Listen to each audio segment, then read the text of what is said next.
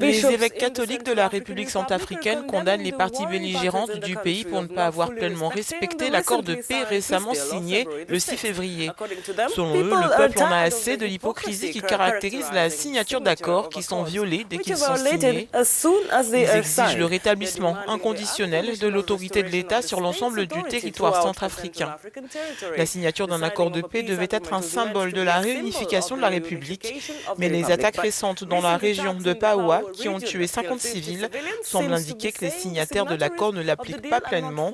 Le pays lutte encore pour retrouver la stabilité sur 80% de son territoire. Eh bien, Lynette, pour en parler, nous sommes avec Monsieur Maxime Kazagui.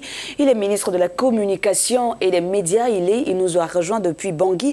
Bonjour, monsieur. Comment réagit votre gouvernement au communiqué des évêques qui dénonce un caractère un peu hypocrite autour de cet accord de paix qui a été signé à Khartoum et paraphé le 6 février dernier? En réalité, comme vous le savez, de manière régulière, les évêques portent un regard acerbe sur la société. C'est un exercice régulier qu'ils font. Personnellement, je pense que c'est un exercice qui est bienvenu, d'ailleurs, que d'avoir ce regard-là. En réalité, je n'ai pas de commentaires spécifiques à faire sur cela.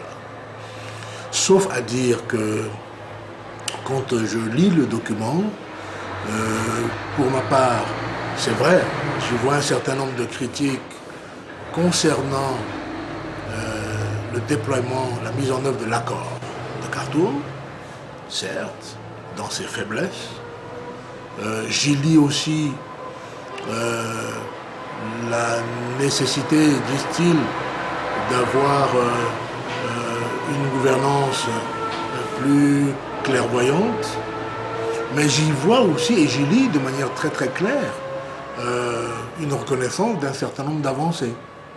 Quand je lis ce document des évêques, même si dans le titre il parle d'avancées mitigées, mais ils reconnaissent que le travail fait ensemble entre le gouvernement et la MINUSCA a permis de faire baisser les violences après la signature de l'accord. Pourquoi avez-vous choisi de signer un nouvel accord alors que les accords en République centrafricaine tiennent rarement? Nous avions deux choix en réalité. Soit nous avions la capacité de terminer ce conflit-là par les armes et en le gagnant, c'est-à-dire en faisant en sorte qu'il y ait une partie au conflit qui rende les armes, c'est-à-dire qu'il fasse reddition. Ça n'était pas le cas. À partir de ce moment où nous avons fait un choix politique que d'aller à la fin du conflit par la négociation et la discussion, eh bien nous sommes allés dans ce processus de l'Union africaine et de la République centrafricaine, c'est-à-dire les accords.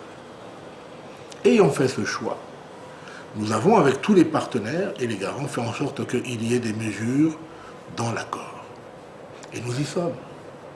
Chaque fois qu'il y a un incident, et je répète, il y en a beaucoup moins depuis que l'accord a été signé, c'est une réalité que même les évêques reconnaissent, eh bien, nous faisons en sorte de ramener les uns et les autres dans le droit chemin.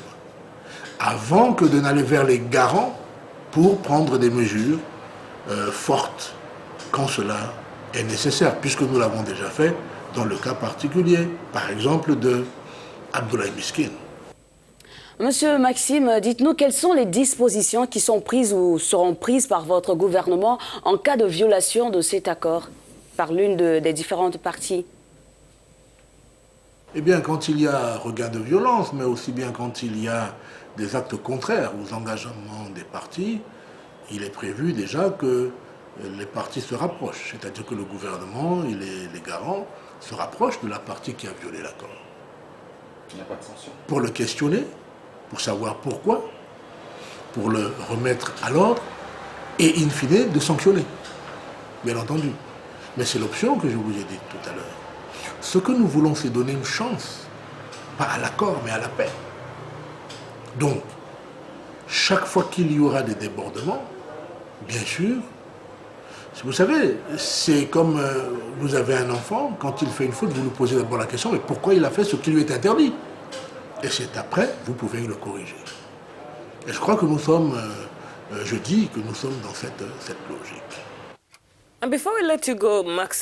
Avez-vous des attentes par rapport à cet accord? Cet accord, nous les gouvernants, nous en sommes convaincus, c'est la seule voie pour la sortie durable, si ce n'est définitive, de la crise. Mais on ne le mettra pas en place, on ne l'implémentera pas en 2 jours.